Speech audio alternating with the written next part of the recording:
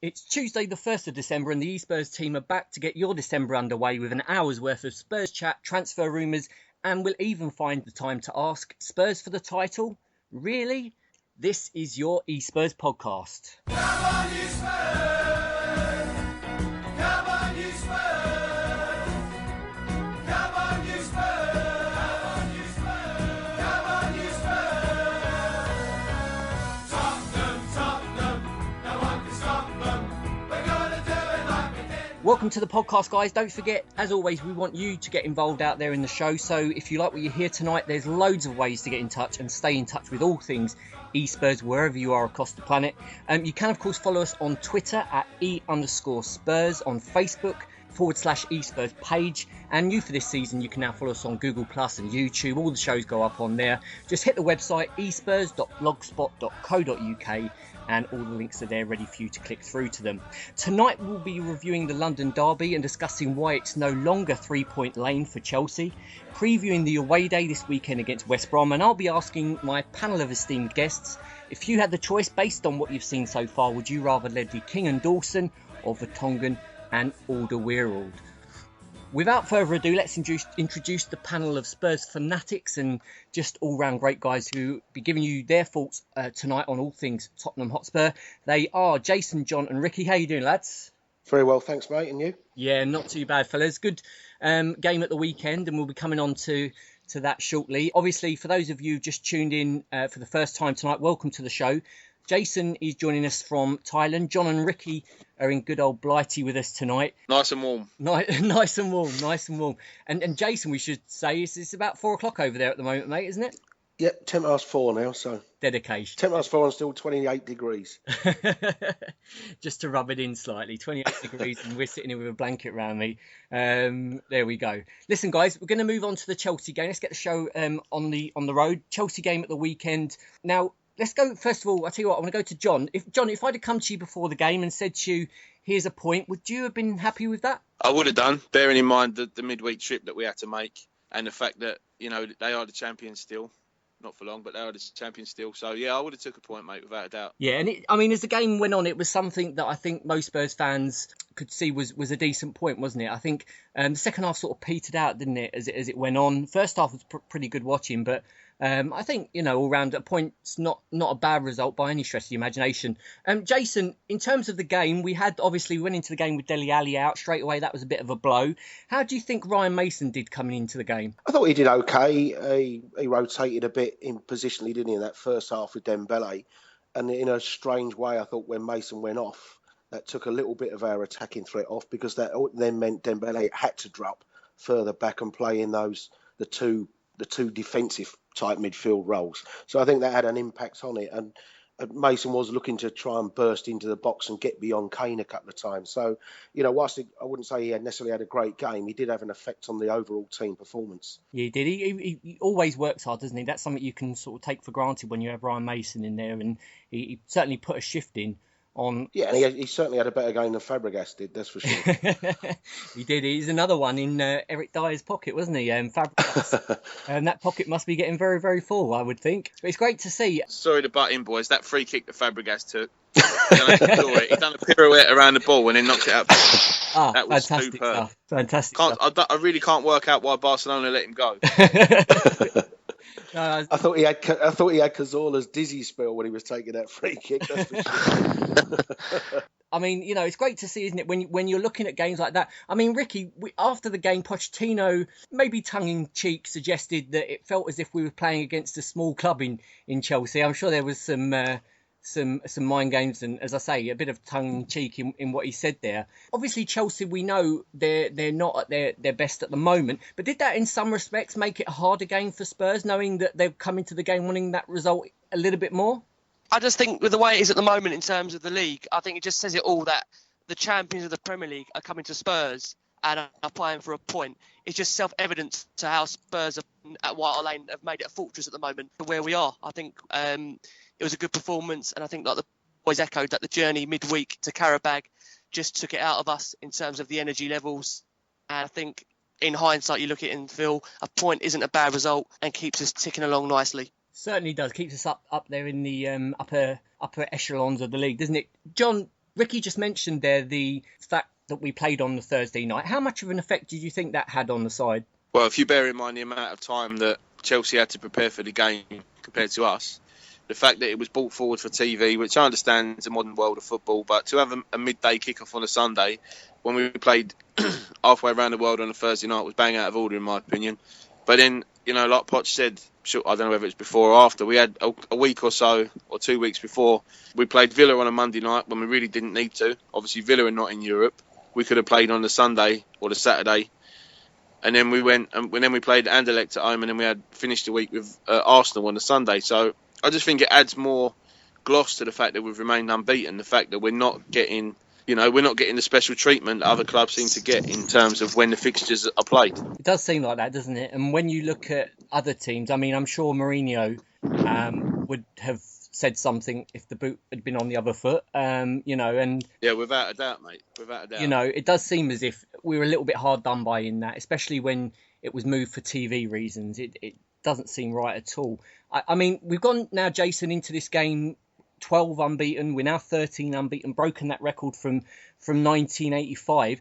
I know we spoke a couple of weeks ago, didn't we, about there being too many draws in there. So how, in those 13 games, how would you assess them, bearing in mind quite a few of them now have been draws? Well, that's always the concern, the number of draws that we've had, because if you look at the table, Crystal Palace are 3 points behind us and they've lost 6 games. Yeah. And I think if West Brom were to beat us on Saturday, they've then won as many games as we have.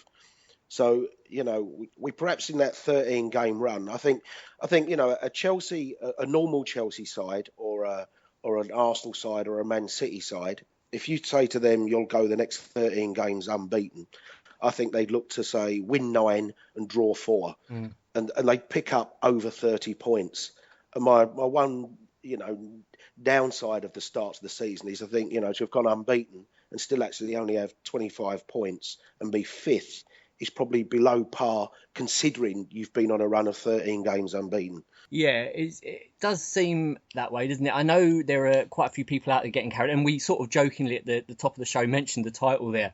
But me and Jason spoke about this earlier, and the flip side to what he's just said is what I said is if we average almost 2 points a game throughout the season, we will be in the Champions League spots. Yeah. So I completely agree with what he's saying, and he's spot on. But just to go from how bad we were, especially defensively last season, to the way we've sort of turned it around this season.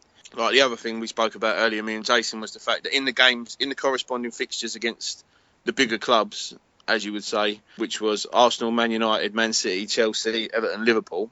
Last season, we let in the corresponding fixture, so playing them at the same venue. Last season, we conceded 15 goals in those games. This season, it's 4. Yeah. So we're giving ourselves half a chance by being sound defensively. And like I said, 2 points a game throughout the season, we'll be in the top 4, no problem. And when you look at it like that, it's not bad at all, isn't it? I mean, I know on previous shows I've mentioned that the style of football, and that's the Arsenal game onwards, I've sort of fallen back in love with the team, if you like, because previous to that, our football was okay, wasn't it? But there was a lot of sideways football. But after that, since that Arsenal game, I don't know what it is, lads, I don't know if you agree, but that Arsenal game seems to have given them an extra lift, if you like, and they're playing some lovely stuff even on Sunday, although they didn't get the goals to go with it. Some of the movement, some of the passes have been great to see. Whether or not, I don't know, I mean, maybe Chadley not being in there has changed things. Obviously Lamela has been in and out. There's been a few changes in there, so who knows, but loving watching them at the moment. The European game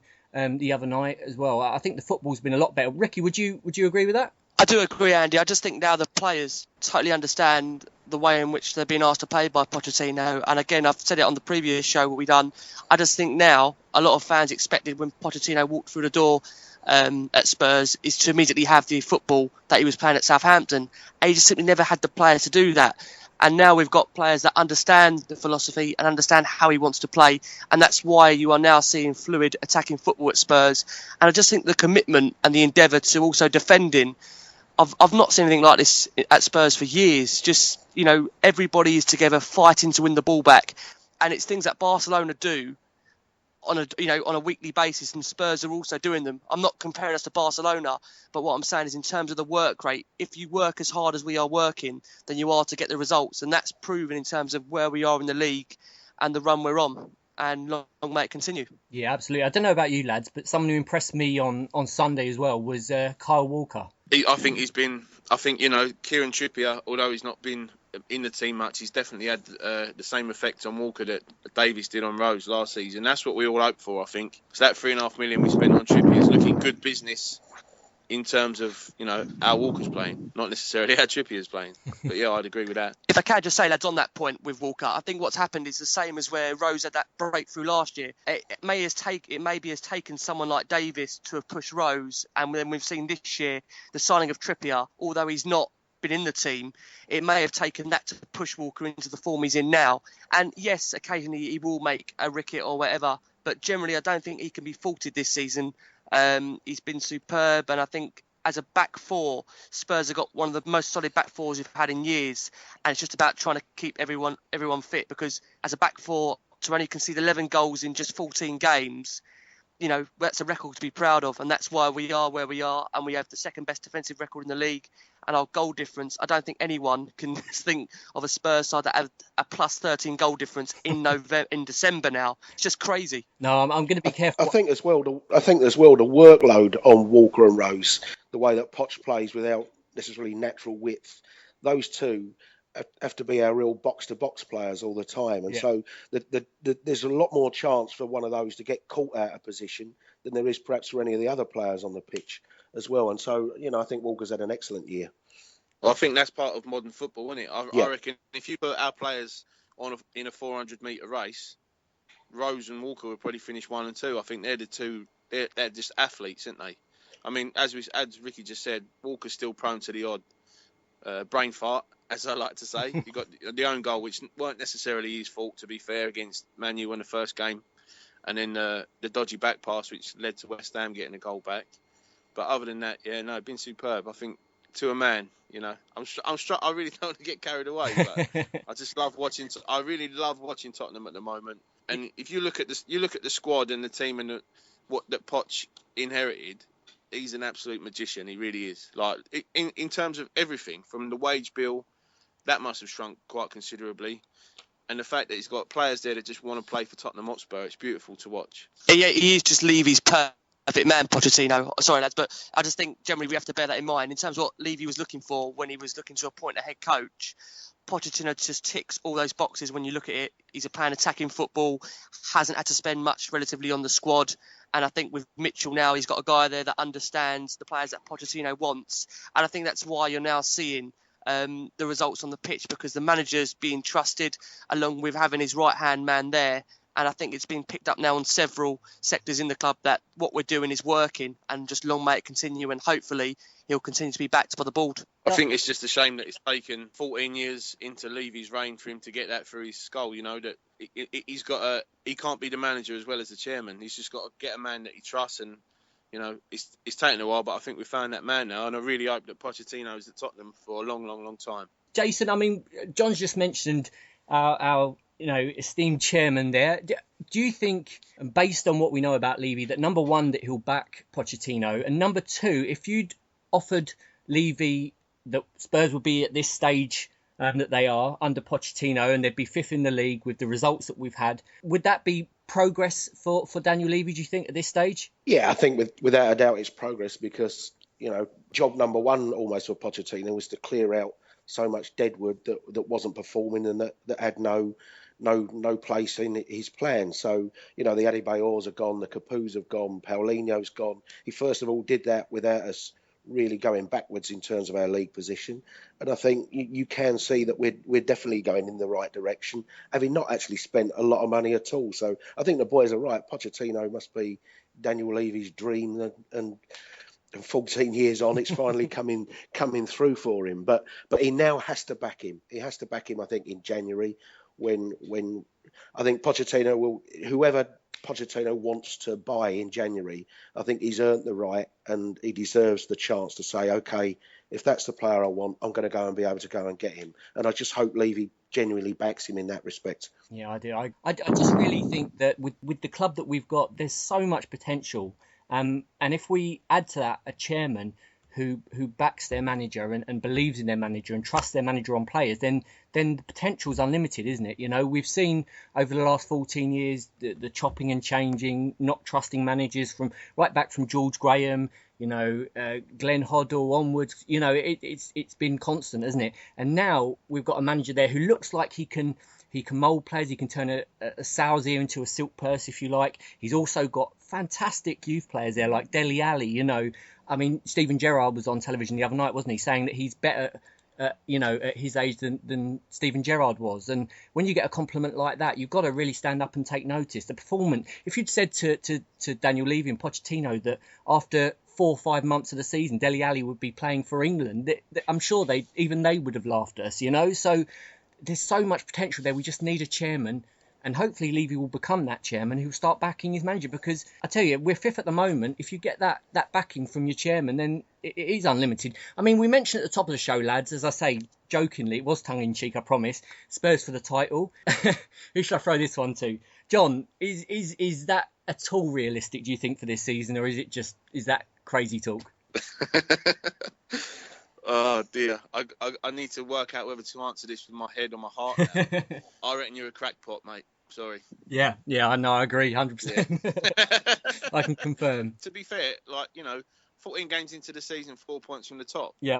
That says, regardless of, even if you said to me, right, even if you didn't tell me the name of the club you're talking about, this is where they are, this is how many points they got, they're on this unbeaten stretch, then you'd say yes. But I think just because it's Tottenham Hotspur, and we've been there before, and the fact that there are other clubs that can go out and spend 100 million in January if they want, that probably says no. But then it depends what we do. I really do think if everyone can stay fit, I mean, if Toby and Jan manage to play every league game together, and Hugo stays fit, and Harry Kane stays fit, and Eriksen, I would have to say no if you push me. We're not going to win the league, but I do not think we'll be that far in terms of points. I wouldn't say we'd be more than, well, we've been halfway down the league more times in my lifetime than I care to remember. So we're going to be a lot nearer than we usually are, I'd say. No, it's fine, mate. Burst my bubble now. There you go. Yeah, I just think the key is really, where are we going to be January in terms of our position in the league? At the moment, we're 2 points off a Champions League place. We're 4 points off the top. If we go into that January window in the same position that we are now, then I think Levy's got a very big decision to make, because this is one of the most open Premier Leagues that we've seen in years. I mean, Jason, you've supported Spurs as long as any of us, been through the ups and downs. They're talking about, some people out there talking about Leicester for the title. So shouldn't Spurs then be added into the equation? No, I think you'd be a crackpot if you put Leicester into the title as well. I have to be honest. I think, like I say, if we were going to be in with a genuine chance of the title, we had to take a little bit more advantage of the run that we've been on and put us now on, say, 30, 31, 32 points, then I think there'd be a chance. But I think that the likes of Man City will go at some stage in the season, and they'll go on that type of run, and they'll pick up the points that we failed to do. But certainly I think, none of us started the season even thinking of the league title, did we? And we thought if we can be in and around the top four and just keep going along like that and showing signs of progress, we'd have taken that. And I think we're definitely, just give me 70 points. If you give me 70 points now, I'll take that. And wherever 70 points leaves us come the end of the season, think that's progress indeed. But 70 points is not going to win you the title. To win the title, you've got to be on, 82, 83 points. And I can't see us getting to 82, 83.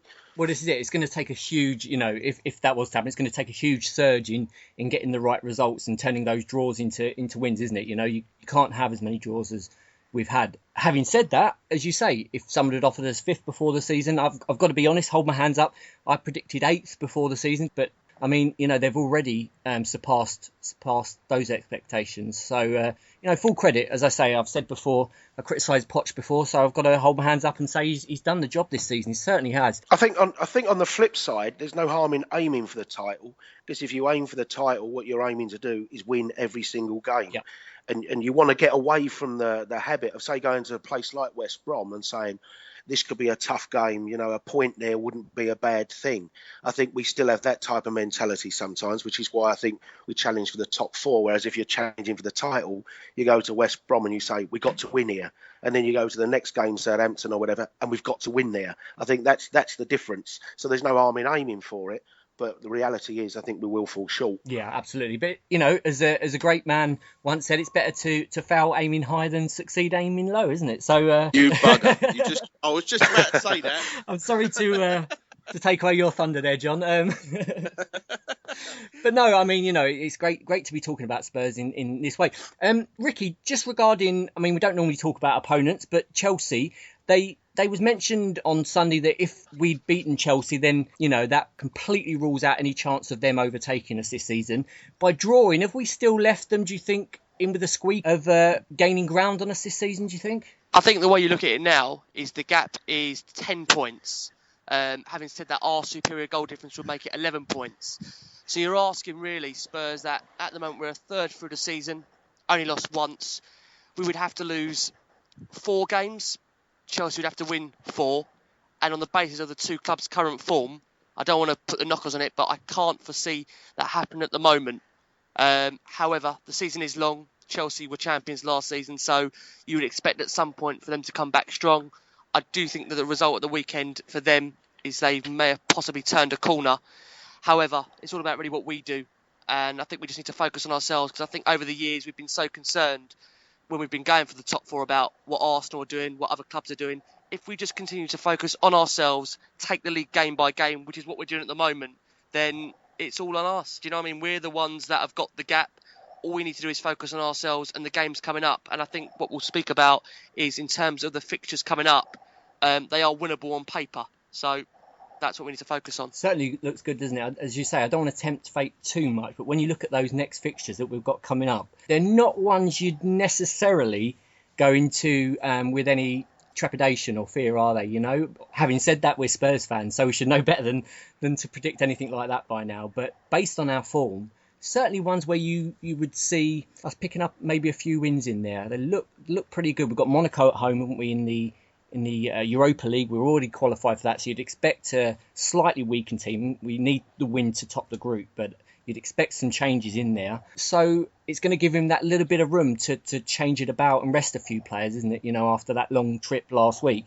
So dare I say it, and do you know what? I'm not going to say it, because I know any words from now on are going to come back to haunt me, so I'm not going to predict anything, but it's looking promising, isn't it? Let's just say. I tell you what, let's move on. On our social media debate this week, we asked our Twitter followers, our Facebook followers out there. Ricky came up with a great topic this week, bearing in mind the great form of our centre-backs, Vertonghen and Alderweireld this season. An interesting comparison to make was those two against Ledley King and Michael Dawson at their peak. If you could choose, which two would you choose? Which are the better centre-back pairing? And I've been thinking about this long and hard. It's a really interesting debate. We'll put it out to our followers on Twitter and Facebook, and we'll come up with those in just a moment. First of all, let's go to the guy who came up with the topic, Ricky. Vertonghen and Alderweireld against King and Dawson. It's a really interesting comparison to make, isn't it? But for you, which two edged that battle? I'll tell you what, Andy, the reason why I came up with the question, it's such a hard thing to debate, really, because as how good Vertonghen and Alderweireld have been just conceding the 11 goals in the 14 Premier League games so far, the thing is, with Ledley King, I think we can all agree that we've probably not had a better centre-back. Well, in my living memory, as a centre-back, Ledley King was formidable for me. But Dawson, at times, even Michael Dawson, wasn't always the best centre-back partner. And I think the thing with Alderweireld and Vertonghen is they both just simply complement each other. They seem to have that kind of trust between them. I'm not too sure it's because obviously they're from the same nationality, of them both being Belgian. But there seems to be that trust that each of them know what each other are going to do, and they know when to cover each other. They know who's taking who.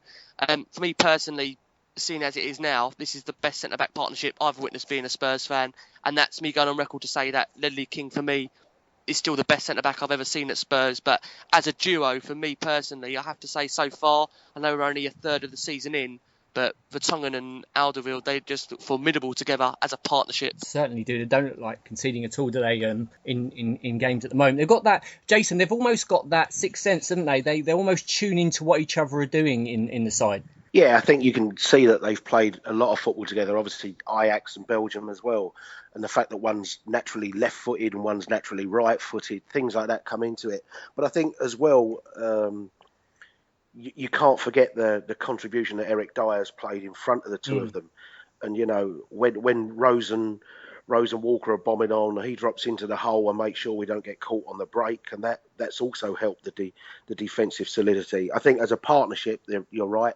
They probably are the best one together that we've had, because Dawson, when Ledley wasn't there, looked a totally different defender to when Ledley was there.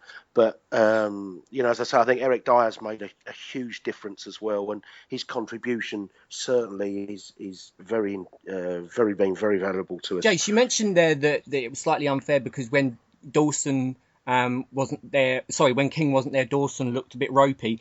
Could the same not be said of Vertonghen when he was playing last season? At times he looked a shadow, didn't he, of the defender he was at times? Yeah, I think so, but there was so much carnage going on alongside him, wasn't there, last year with Cabal? I mean, Kirikes, I think anyone playing alongside Kirikes, you could be Franz Beckenbauer and Maldini, and as soon as you put Kirikes in the side, I mean, dear oh dear, I can't remember a poorer defender in many ways than Kirikes, even Gary Doherty or people like that. Well, I don't think Fazio's anywhere near as big a lot. I think Fazio, you can turn him and you can take advantages of the weaknesses in him. But I mean, some of the things that Vlad would do were just, well, it was incomprehensible, wasn't it? Some of the things. I think Fazio's just a poor defender rather than poor decision making and things like that. Yeah, absolutely. No, I mean, they're all four of them, on their day, great defenders. John, your thoughts on this one? I think it's a bit unfair to compare, really, in terms of, I always got the feeling that Ledley King and Michael Dawson were sort of like the tutor and the student, if you know what I mean. Ledley was so great, and Daws probably wouldn't have turned into half the player he did. As limited as he was, he'll always be one of my favourites. He probably wouldn't have turned into the player that he did had Ledley not been beside him. Now, with Alderweireld and Vertonghen, obviously they're being friends from before helps, and I just think they're as good as each other, which does make those two the best of the two. Because with King and Dawson, it was, you can see Ledley could do everything, and he made Dawson look good a lot of the time. Same as John Terry struggled after Ricardo Carvalho left Chelsea for the same reasons, I think. And also you've got to consider, like the boys have touched on already, Dawson and King had Atuba and Pamaro either side of them, Pedro Mendes and Sean Davies in front of them, Radic Cherney behind them, Whereas nowadays we're talking about Hugo Lloris and we're talking about Christian Eriksen playing in front of them, and we've got two good fullbacks. I think it's a little bit, it's obviously a good question and it's up for debate. But I would say, my overriding feeling is Ledley and Daws was always like tutor and student. So I'd say Jan and Toby just because they're good footballers as well. I think if you take Michael Dawson out of the equation, he was more of a rugby player, wasn't he? Let's be honest. But with King, Toby and Jan, they're all really good footballers. Although Toby does like to do the Dawson-esque long diagonal from time to time. A bit too often for my liking, to be honest. I just think the biggest shame of it all is the fact that Ledley didn't play one more season, so we got to see King and Vertonghen, because I think that would have been world class. Yeah. I mean, can you imagine them two at the back together? Absolutely brilliant. King was mentioned, wasn't he, a number of times as a Rolls-Royce defender because of he didn't have to train, he could just come straight in and produce performances out of this world. So him in there with anyone would make, I think, as you say, a great defence, wouldn't it? And we are maybe slightly unfair in that we're comparing chalk with cheese in terms of some of the players that they're playing alongside. And I'm pretty surprised, John, that you putting down my mate Atuba there, sort of worldly up at Newcastle, didn't it? Well, all I would say, I suppose, like Ledley King is the best of the four. Yeah. There's no doubt about that. Because Ledley King looked like a Rolls Royce when he was playing with Noureddin Naibet, Callum Davenport, Gary Doherty. Crikey, you're killing me here, man. Whereas, as I've already compared the goals conceded from last season to this, and the only change of the back five is Fazio is out and Alderweireld is in. Yeah. So that it's probably Toby's making Jan look better. Maybe. I don't know. I mean, obviously, Alderweireld had a good season at Southampton last season as well, playing with Yoshida and Font and all the rest of the guys that they've got there. But, yeah, I think, all four of them are good players on their day, and I'm sure that there'll be... hopefully, it'd be nice to get these two that we've got now and, win a cup or two, so they do go down in history. I'm a bit upset that who would it have been? Mabbott and Sedgley were the last centre-back pairing to win the FA Cup for Tottenham. But then the first season I remember vividly as a supporter, we had Mabbott and Ruddock as our centre halves. So we've come a Good long old way. Razor, eh? Good old Razor. They weren't athletes, were they? No, in the loosest possible sense, calling Razor Ruddock an athlete. I don't know if you've seen him lately, Well, but an athlete is the last thing to call him. He looks more like a darts player nowadays, doesn't he? Let's put it that way. Oh, what a guy, though. What a guy. And, I mean, there's been far too, for me, lads, I don't know about you, far too many really good Spurs players out. I don't know about great, but really good Spurs players. And a few greats who have played for Spurs and not won trophies, you know. And that's, I mean, you think of the likes of Klinsmann in there, you know, quite a few others not having won a trophy. Sheringham, Bale, Van der Vaart. Absolutely. Yeah. It's such a shame, isn't it, when you think about it like that? And then you think about some of them that have won a trophy with Spurs, and it's Jose Dominguez, Alan Hutton. That's it. I'm going to bed. Your work here is done, John. Your work here is done. It's, but that, you know, and in some senses, lads, you know, when I get a bit critical of Spurs, I think back to some of those players that we've had and compare them to now, and then the improvement is clear for all to see, isn't it, really, when you think about, you know, the Nabets that you've mentioned, the Atubas, the Jose Dominguez, you know, who, you know, at their time we loved them all, didn't we? But it is comparing chalk and cheese, isn't it? Comparing them to this lot at the moment. And for me, the biggest change, I think, of all has been that central midfield pairing, I think. Because when you compare this team to last season, there's only 2 or 3 players difference in there. But for me, Ryan Mason and Bentaleb, don't get me wrong, last season they did a good job in there. But I think a few people got a little bit too carried away with Bentaleb. And Mason works hard, don't get me wrong, great guy.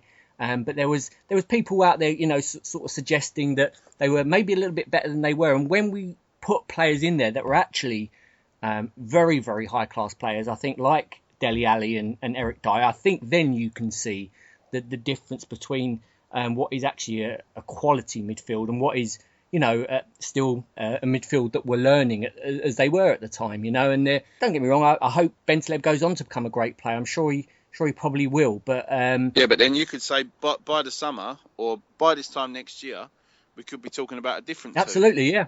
Because, you know, all right, it's only been down to injuries really with Bentaleb especially, but maybe it's been lucky in as much as that he did get the knock, which has given Dyer and Ali a chance. But this time last year, we're talking about a brand new central midfield pairing that were just starting to play together, and this year we're doing it again. But it'd be nice for the two we've got now. I definitely agree are better. Although I do think Bentaleb will keep Mason probably out of the squad when he's back. For me, he's the better player. He's got more. He's younger. He's got more potential. I think he's a better footballer. I just have to say, lads, on that, with Dyer and Ali, they just seem to both complement each other. Dyer offers that protection. So I think, like we've said tonight, Alderweireld and Vertonghen. And you've got Ali, who, for me, I just think he's such a flair player. He just Dyer allows Ali to play. I think that's what we're finding. And I think it's a great combination between the two. And, you know, we have just stumbled across it. But it's a partnership for me that will grow. And as you've seen with England, they've both been picked for England at this very early level. And I think they'll both go on to play for England. And it's now just a case for me of just gelling that partnership, because it is a very, very good partnership and they just both need to keep their feet firmly on the ground. And I think as well, you're generally seeing, whereas last year we talked about the 2 in midfield of Bentaleb and Mason, you're generally now seeing a 3 with Dembele's role in there as well. You know, I don't think you can overlook that. And I think, you know, if Dembele had played last year as he had this year, he'd have also been much more of a help to Mason and Bentaleb as well. But I think, you know, come the second half of the season, with the intensity and that we play in our game, those two, Bentaleb and Mason, will still have quite big roles to play, you know, as Europa games get more important against Champions League type sides. You throw the FA Cup in there, you throw, you know, league run-ins where the games get, suddenly you think, cool, we can't drop points this week, we need a win this Sunday, we need to go to Napoli on Thursday in the Europa League, or Dortmund on Thursday in the Europa League. You know, the roles of Bentaleb and Mason are certainly going to still be big for the squad. Yeah, we're certainly going to need them, aren't we, Jace? I just hope that we don't see in the crucial stages of the Europa League what we saw last season in terms of the chopping and changing. I know he had it difficult, didn't he, because of the Chelsea Cup final right around the corner from that game, but certainly a game that we could have won in the Europa League, and you know, we'd progressed through to the latter stages, and it was such a disappointment at the time, wasn't it, you know, to go out in the way we did. Yeah. I think that round's always the hard Yeah. one because it's right in front of that Carlet, and it was the same, wasn't it? Under Harry, I think when we had Shakhtar on a was it an away game to Shakhtar, and we had Man United on the cup final Sunday. I think that's always the round that's the difficult one. You can't go to a cup final with Chelsea and say, I tell you what, boys, we're going to go all out to beat Fiorentina and make 8 changes for a cup final Sunday against Chelsea. You just can't do it, can you? And Chelsea was a cup final. And at the end of the day, Fiorentina, if we'd have got past that, you still had another, six or seven games to play. So I can partly understand that. And at least this year we don't have that problem. Yeah, it's a fair point, and he's sort of damned if he does, damned if he doesn't, doesn't he? So it's almost a winless situation for the manager, whatever happens, unless he comes away with 2 wins. So it's not as easy as it's made out to be, I guess. Just coming to the comments on Twitter, lads, from the guys who follow us out there. Yoaz Suez says there's no debate. Sentimentally want to say King and Dawson, but the truth is that Toby and Jan are a class above. THFC Forever says only Ledley would get in my team. Move Jan to left back, which is an interesting one. I guess he's thinking if you could have them all in the same team, which would be lovely. Andy H68 says Dawson not even in the same class as them. He's more on Fazio's level. Ouch. I think that's a little bit harsh. But, bless Daws. He always gave 100%, didn't he? Whatever happened. Pete Richardson says can't really compare if you ask me. Didn't get as much game time together as Vertonghen and Toby, which is a good point actually, because of Ledley's knee. So maybe we didn't see the best of what would have been of that partnership because of the injuries. And he says plus Toby's first season with us. He's not even reached halfway, which is another good point. Matt Clark says it's too soon to tell. Potential to be better. Ledley will always be the best defender, which is echoing the points the lads have made out there. Game came naturally to him, legend. Zach Black, great name, says what is this topic all about? It's clear to see who the better is. It's got to be Vertonghen and Alderweireld. And last but not least, LM Tobias says Toby and Ledley would have been a match made in heaven, which I think pretty much sums up what we were. Actually, Toby and Ledley rather than Jan and Ledley. That's an interesting one. Toby and Ledley. Would you have that above? Yeah, Toby and would Ledley. You have that above Jan and Ledley? I'd take that because I still think Jan has that one capability to get involved in. I was delighted that Costa didn't play Sunday, because I thought he's a type of person that will wind Jan up, and yet we do know Jan can bite, whereas Ledley there was just no winding Ledley up at all, was there? I think he just had that little bit more composure and coolness. But yeah, those two of the options that would be the top 2, I think. What if only, I think is the Ledley himself says, having met Ledley a couple of times at these fans type things that they've done out here in Asia. Ledley himself says his favourite partner was Naybet. He doesn't talk about Dawson. He says his favourite one was Naybet because Naybet taught him. Naybet never missed out positionally, and he said he taught Ledley how to defend lazy. He said he taught me how to defend without having to make 10-yard sprints and how to read the game. And he's a big fan of Naybet and said he wished he'd have played with Naybet for 2 or 3 seasons. It's interesting. So he doesn't even put Dawson as his favourite partner.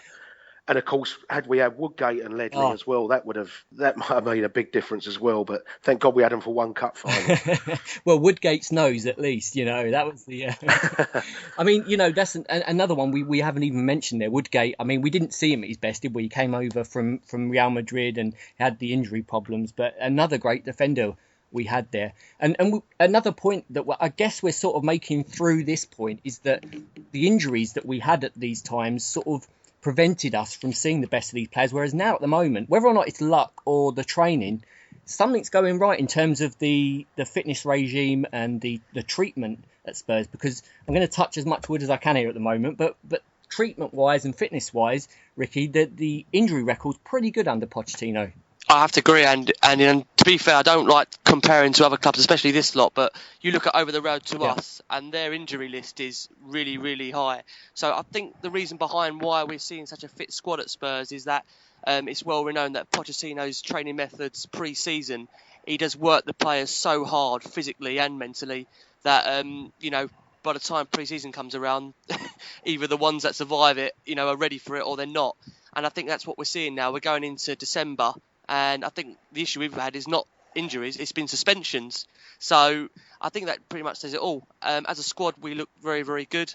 My concern, like I've alluded to a couple of times, is that my fear is that we are just a couple of injuries away from being possibly mid-table, which is a concern to me. But if we do keep all the players fit, then there's no reason we can't look high up the table. Yeah, it certainly looks that way. Just before we move on to the final subject of the night, Jason, we saw NG come in on Sunday as a sub.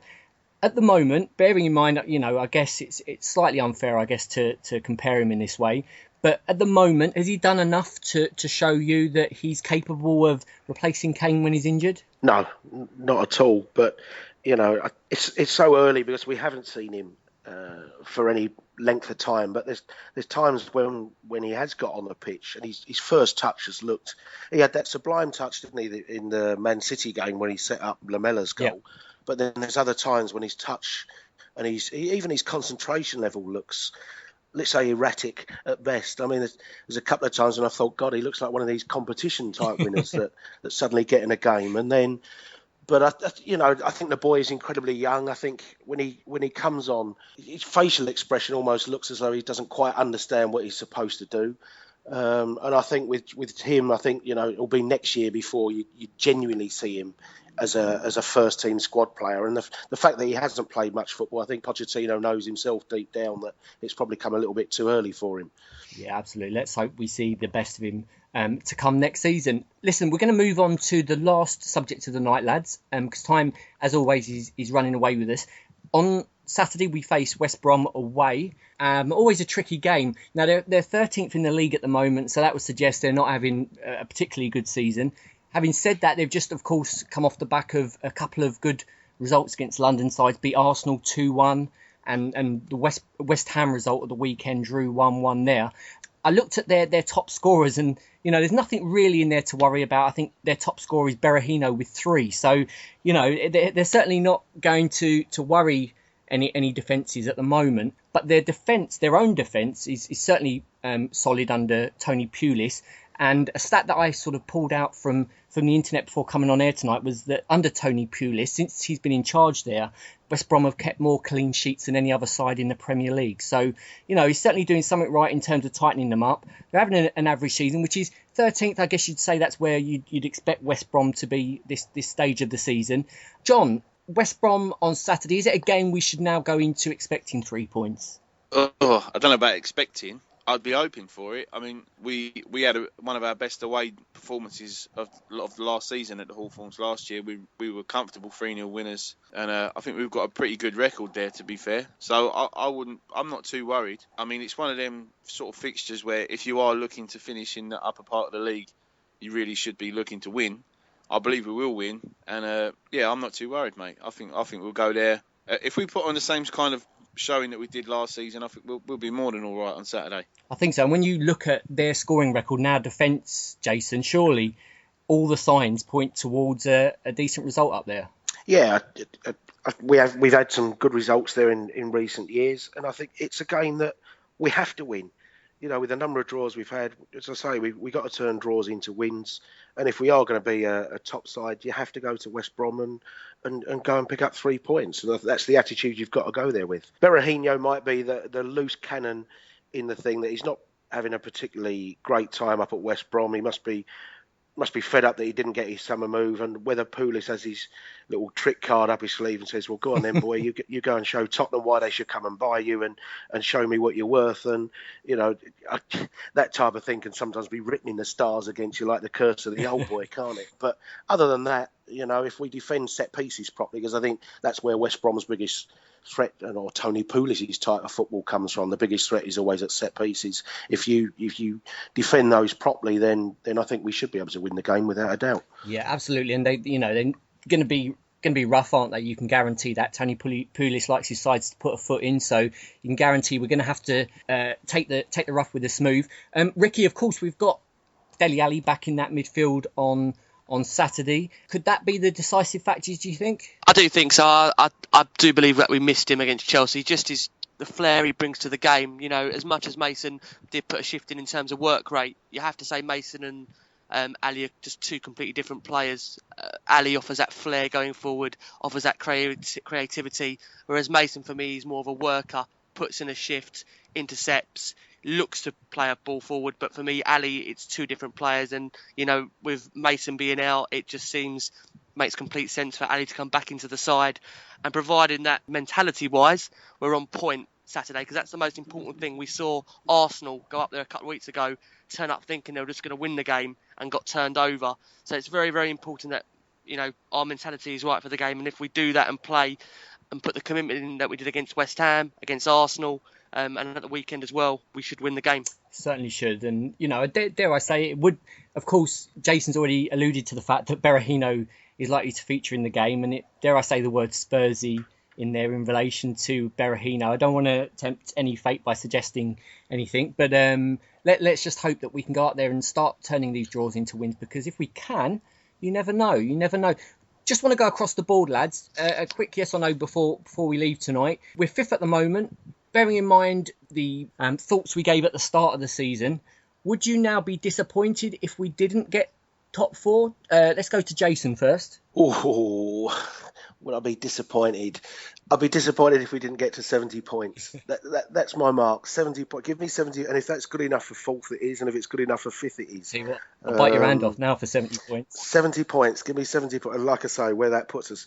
To me, top four is not such a big thing as top three, because I think for us to get top four, it can create as many problems in the following summer with what you try and buy, because you don't quite know whether you're in the Champions League or not. So give me third rather than fourth, that's for sure. It's a great shout. Ricky? I just think, realistically, for Spurs, we have to aim high, because I think there's the problem with us is that we always have this mentality of top four. If we aim higher than that, if we aim top three, the fourth is the worst we can finish. In terms of if we aim for third, fourth is the worst we can finish.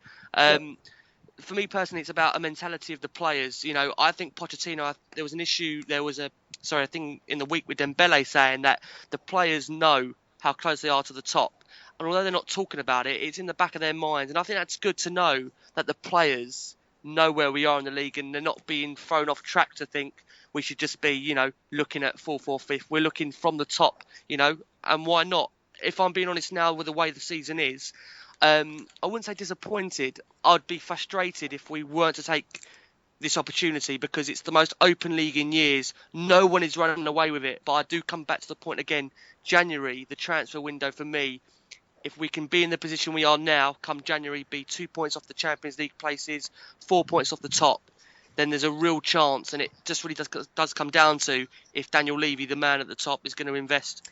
Our next 8 fixtures, lads, in the Premier League after West Brom: Newcastle at home, Southampton away, Norwich at home, Watford away, Everton away, Leicester at home, Sunderland at home, Palace away. Interesting, eh? And dare I say it, chance for some form in there. And that's how I'll leave it. I'm not going to say any more. 24 points. Sorry? 24 points. I tell you what, I'll bite your hand off as well, mate. Till you give me 24 points from that lot. I wouldn't be frustrated if we didn't finish fourth. It's all about points for me, because points don't guarantee league positions, if you know what I mean. When in AVB's last season, we got 69 points, which is our Premier League record, and finished fifth. If we'd have got 69 points in any of I think it was the 5 or 6 seasons previous to that, we would have been in the Champions League. So it's more about points for me. If we can, all we want really as a fan base, I think I speak for everyone, is just to improve. We've got the continuation with the manager, and he's had the chance to implement what he wants to. He's brought Paul Mitchell in. He's obviously, you'd imagine, been heavily involved in the recruitment of players, as well as Pochettino, obviously. So as long as we collect more points, and I think so far this season, I think we're looking like we're going to do that. And I think we'll use this 70 points as the magic marker. And I'd say that, like the boys have already said, if you offered me that now, I'd take it. And I'd take me luck as to where we'd finish with that. But I think it's more about points and league position, to be honest. And if we can get more than we got last season, then there's who can not be happy with that. I suppose the other frustration might come in is that if Leicester by some miracle did stay in there, and you thought, well, the top four ended up, and we ended up losing out to Leicester. You know, if you lost to a Chelsea or someone like that, you'd think, well, we're probably not quite as good as that on a normal type of season. But I think we'd all be frustrated if we ended up finishing 5th to Leicester's 4th or 3rd or something like that. Well, I still feel that way about Manchester City, because I think they've competed in less than half of the Premier League seasons since 1992. They're not a big club. They've won about 4 trophies in 50 years, and it's purely money. Man City are a very, very small club historically, and I'd put them, in the same bracket as Leicester. You take out the money, they're nothing. So it would have been the same if the Arab didn't turn up at Man City. We would have been in the Champions League a few more times than we already have so far. Or the Russian hadn't turned up at Chelsea. Well, which I think is worse than the Arab, because at least when Manchester City were in the lower leagues or the Division 1s and 2s, they still get 25, 30,000, whereas Chelsea used to get 10 or 12. That's the big difference for me. Well, the thing is, with Man City, I can be happy for their supporters, you know what I mean? Because they have suffered. Whereas with the Chelsea fans, they're just... Nothing. I'll tell you what, Andy, just put a couple of bleeps in there. Pretend I said something bleated. I'll do a bit of edit post-production. But look, listen, I love... The thing I love most of all is how positive this show's becoming. I tell you what, when I'm starting to love Pochettino, then you know that the show's becoming a positive show. So it's just fantastic. And most of all, I've got to say, I've said this time and time again, that lad in there, Dele Alli, is going to be something special. I think we'll all agree on that. And you kind of look at it in two ways, don't you? You kind of look at it and think, fantastic. How great is it to see him at Spurs? And then you look over the other shoulder and you think Real Madrid, a couple of years, and you sort of, you don't want to tempt fate too much, but let's enjoy it while it lasts, and let's enjoy him while he's at Spurs, and let's hope he's at Spurs for a long, long time for the rest of his career, and long may that last. So here, definitely. Fantastic time. We'll be back next week after the West Brom game. I promise we'll be back next week after the West Brom game, if Andy can sort his act out. And we'll have the lads back on with us, hopefully, and we'll be talking once again all things Spurs. Don't forget, you can get in touch with us via our Twitter at @e_Spurs if you want to have your say on tonight's show or anything that the lads have mentioned on the show tonight. If you agree or disagree with anything that's been mentioned, let us know. Let us know, guys. We don't profess to be right on everything, far from it. So give us your view on what you've heard tonight on @e_Spurs, and all of the lads' Twitter accounts will be up on the e-Spurs account once the show goes live, so you can give them a follow and get in touch with the guys on the show tonight. As I say, we'll be back next week after the West Brom game. Other than that, guys, have a great week, and as always, come on you Spurs.